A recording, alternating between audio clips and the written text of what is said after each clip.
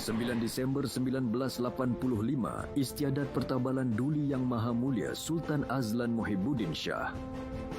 Pada hari ini dalam tahun 1985, Istiadat Pertabalan Duli Yang Maha Mulia Sultan Azlan Muhibbuddin Shah Ibni Almarhum Sultan Yusuf Izzuddin Shah Ghafarullahullah Shah, Paduka Seri Sultan Perak diadakan dengan penuh istiadat di Istana Iskandariah Bukit Candan, Kuala Kangsar, Perak.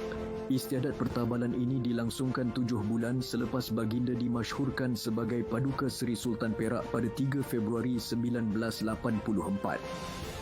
Selain istiadat pertabalan, terdapat beberapa lagi istiadat yang dijalankan bagi melengkapkan istiadat pertabalan seperti istiadat mengambil air bersiram tabal dari 7 kuala sungai, istiadat tabal pusaka dan istiadat bersiram tabal.